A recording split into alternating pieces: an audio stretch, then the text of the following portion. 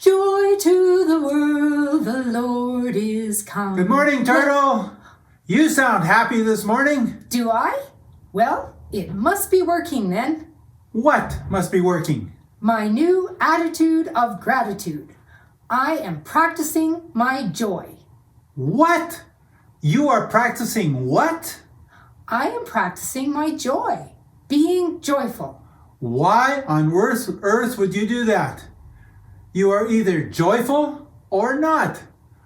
I don't think it's something you can practice. Where did you get that idea? We were talking about it in Sunday school. Actually, we were talking about being sad. And that's when the teacher suggested that when we are sad, we can still practice being joyful. Those things don't sound like they go together. When I'm unhappy, I'm just unhappy, period. Yes, I know. I have heard you growl. What else can I do? If I am not happy, I'm not expected to purr, am I? What did the teacher suggest? Well, she started by saying that being happy is not quite the same thing as feeling joy. She said happiness depends on whatever is going on in your life. So happiness comes and goes. But you can have a feeling of joy in your heart even if things are not going well. So, how do you get that feeling? Especially if things are going wrong. She said that's when we have to really look for joy. We can begin by thinking of all the things we are grateful for, things that make us smile. For example, I started to think about music. Music makes me smile, so I've been singing.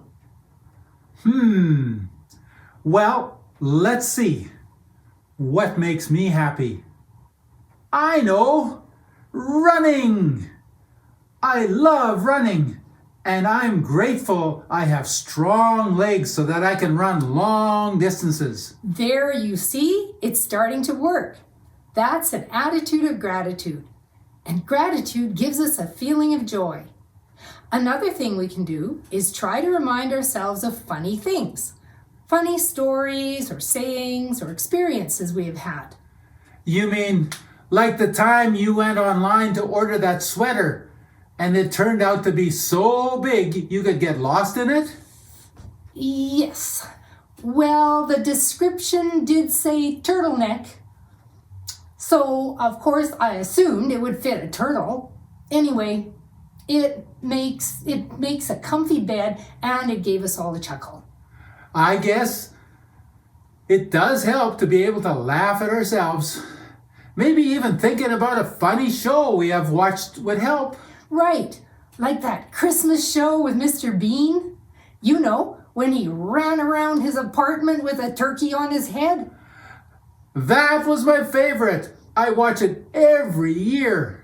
Oh, and something else the teacher said is that when we're sad, we should try to think of something nice we can do for someone else. I'm not sure that would work. When I'm down in the dumps, I don't feel I have the energy to be doing anything for anyone else. Yes, she said it does take a lot of effort, but it actually does work. I tried it this morning.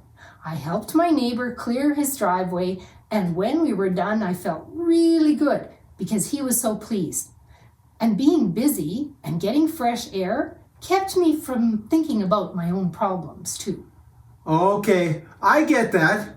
But what if something really sad has happened, like what if your pet died? Ah, yes, that would be tough. Somebody asked that question in the class, and then it was quiet for a few seconds. But when the teacher answered, it really made sense. What did she say? She said that at those times, it would help us to think about how much Jesus loves us. And because he lived here on earth just like us, he understands sadness and disappointment, even our anger. Even if we think the whole world has turned against us, we can still have joy in our hearts by reminding ourselves We are continually loved by God. That sounds pretty reassuring, Turtle. I might write those things down so I remember them next time I'm feeling sad. But first, all this talk about joy is making me want to go for a run. I will think about what you said while I'm racing across the fields.